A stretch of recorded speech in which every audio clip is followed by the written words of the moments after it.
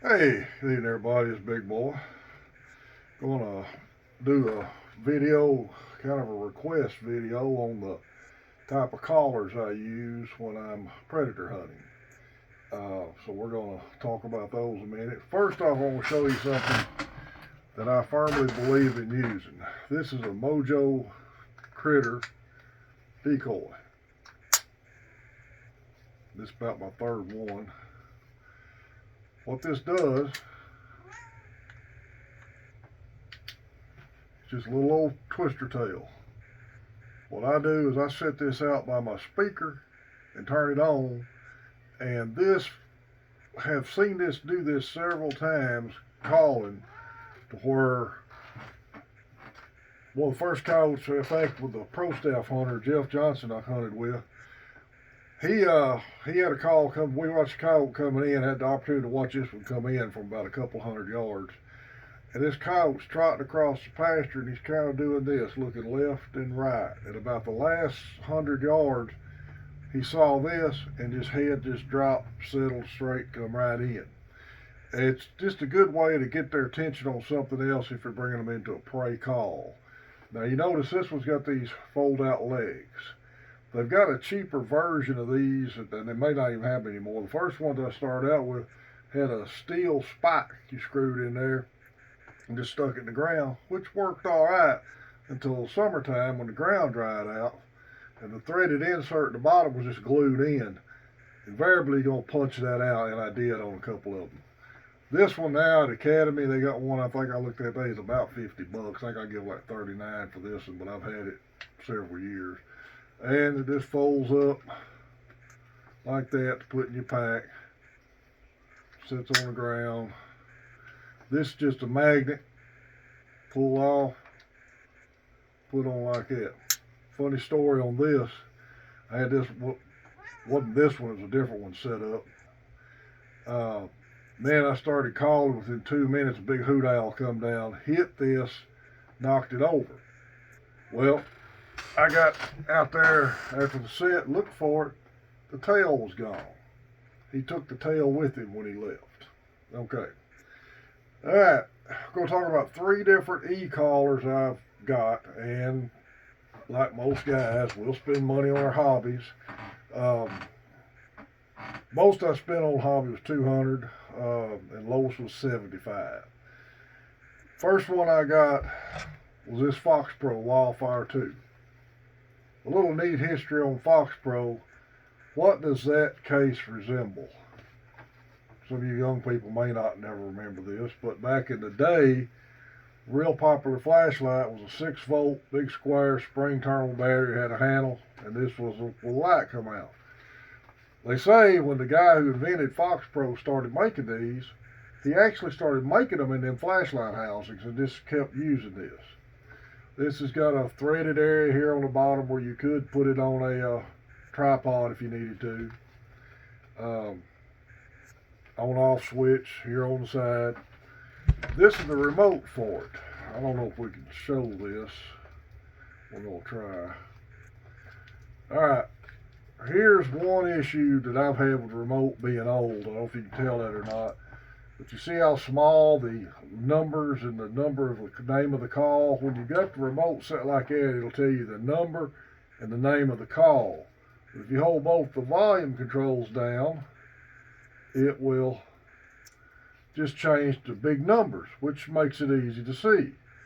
Second problem, being old, I've got a cheat sheet made on the back of it. So, because I can't remember what all the calls were. Uh, this particular call has it's got one that's got two presets on it, and you can program the presets. The P1 preset is called also the Fox Bang preset. One of the cool things about this particular call, I have the Fox Bang set for a wounded coyote. And what happens when you shoot your gun, and whatever call you're playing on, when you shoot, it immediately switches to whatever call you got set up for Fox Bang. I've actually killed a couple of coyotes by having that. First one in particular comes to mind. I had a coyote come in one morning. And for some reason, right as I pulled the trigger, he turned and I missed. He took off. I throwed another round in my rifle. Fox bang went off. Coyote run about 50 yards, stopped and looked back. The last thing he ever saw was I rolled him after that. So that's a good feature of that call. One of the couple of the things I particularly don't like about it, one, it's kind of small, got a good sound to it, but it says it's got like a 200-foot or 100-yard speaker remote range. Well, that may be on like them deer hunting 5-mile radios, the deer hunting radios they advertise. It's only got that kind of range on a salt flat. If you use this thing in any kind of, even kind of grass this high, you need to find a gopher mound or a dried cow patty or a log or something to set it up on, because if it's down in the grass, the remote won't pick it up. Other issue with the Fox Pro that I didn't like was you almost got to be a computer scientist to add calls to it. Luckily, it comes with a bunch of calls on it. You may not need a desire to add any, but all in all, it's a good call. I like it. I like the Fox Bang feature on it. I like it being small, easy to handle. The remote, old guys, eyesight, you don't want to wear glasses hunting, or I don't. So I leave it set on the number just to go by my cheat sheet. I had trouble with it. I'd called with it about 3 years, and it got to give me trouble. I sent it back to Fox Pro. Well, I had a Christmas present money, gift cards, whatever. This is my second call. And this call, when I got it, this is a Primos Alpha Dog. Got 3 speakers on it. It sets up in the grass a little higher. It's really a good call. It's got a slightly different remote. Doesn't have the Fox Bang feature, but it does have 3 presets on it that you can use. And I still have trouble reading it. Sometimes I can read it without my glasses, but I'm not going to pull it up here because it has to connect to this for it to be able to read the menu. It's a lot easier call to program sounds on. It's got a little bit of different volume levels on it than the Fox Pro. And I'm going to mention that while I'm thinking about it. When you're calling with a prey call, like a wounded rabbit or a woodpecker, if you think you're calling too loud, you probably are. Because you realize these are members of the dog family and they got super good hearing. So the lower the call with a prey call, the lower the volume, I think is a lot better. And a little trick that, again, Jeff showed me this. I got out here in the yard and stepped off how normally I far set it from me. I just turned the speaker facing me where I could play with the volume here so I could hear how loud it was being projected out. Because when you got the speaker facing away from you, if you turn it up to where you can hear it behind it, you may be playing it too loud. Now, if you're using coyote howls, they're going to be a little louder. So that's just something you kind of have to feel through. I've called up coyotes using howls, but I'm not as good at it as Jeff is. But that was my second call, and you still use all 3 of these. This was kind of a spur of the moment purchase. I kind of wanted to see what this would do. This is an ICO Tech. This was like a $75 call. The difference in this call versus the other 2 is not programmable. It comes with, let me get my glasses on. It's got about, 12 calls on it. And they're all on the numbered buttons. And you just push the button for the call you want. It's got a good volume tone to it. I've called coyotes up with it. Really, the only thing about it that to me is kind of odd, it takes a garage door opener battery, an odd battery, in the remote. All these others take double A's in the call, and the Primos, the middle one, takes them in the remote. The Fox Pro takes 9 volts in the remote. any of these good e-calls, I think, are the way to go. Now, I'm going to say something, probably some guys going to think I'm crazy for saying this. I used to call with a cassette tape recorder with cassette calls, and I know a bunch of y'all going to say, well, I've called a bunch of them up like that. Well, that's great. You may have. The thing I did not like about a taped call is I've never heard one that I couldn't hear tape hiss in the background. And I don't know, I never did have much luck with them, and I don't know if that was a factor on it. Probably a lot of the factor was my hunting habits at the time. Because I was making a lot of mistakes I've talked about in some other videos that Jeff helped get me corrected on. But I do like these e-callers because all you hear is the call itself. You don't hear any type of background hiss or anything. I actually still have my very first caller, but I'm not going to show it because I bought it. It was outdated when I bought it. It was a Johnny Stewart, I don't remember what they called it, but it had a wired speaker on it. These are all wireless speakers. And it run on these little 4-call cartridges you shoved into it.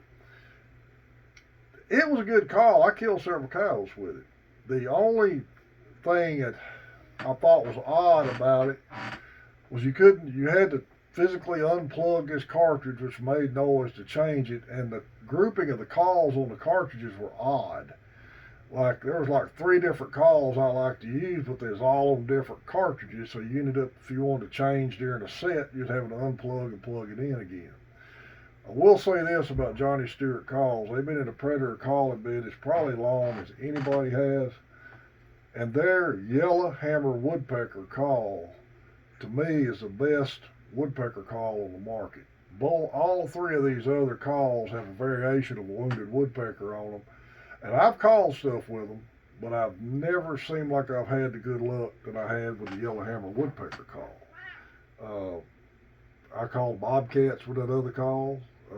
Lots of coyotes with it. So every prey call, you're not. Let me rephrase what I'm going to say this. With a prey call, you're not calling saying there's rabbits in the area and the coyote thinks that's a wounded rabbit. They don't have no idea what's hurt. They just know something's hurt, something's hurting something. Can I get in there and get it without getting myself hurt or whatever? They don't know, like they're not listening, ooh, that's a wounded rabbit, ooh, that's a wounded woodpecker. They don't know that. All they're hearing is something, pitch of something that's saying that something's hurting. And I firmly believe that. Now, you're going to have times where you'll see coyotes. You may see them 300-400 yards away. They will not come to a call. If they're not hungry, they're not going to come to a prey call. I'll give you a good example of that. Son-in-law's dad called me one day. He said, man, I got a coyote out here every time I make a pass cutting hay. Why don't you come out here? So I went out there and he told me where he was coming out at. So I cut across the pasture and got down range from him. Sure enough, I seen him. He goes by on the tractor. He's cutting a big several 100-acre meadow, so it's taking him about 15 minutes to make a round. He gets out of sight, coyote comes out there in that cut hay, and he's ratting. He's eating them wounded rats the hay baler, hay cutter's hitting. Man, I hit my call. I'm sitting there, I can see him. He looks down there at me, listens a minute, goes right back to eating what he's got in front of him. If they got a meal, they're not going to leave a meal. What I ended up doing in that particular case, I tried 3 times when he never could. He just looked down there and go back to eating. And it was going to get dark on me. It was late in the afternoon. So when he made one tractor pass and the coyote went back out of sight, I started moving down the fence row and actually shot him, but I just slipped up and shot him stalked him when he come back out. Howls are different. Howls are territorial. It'll let a coyote know there's something in their territory.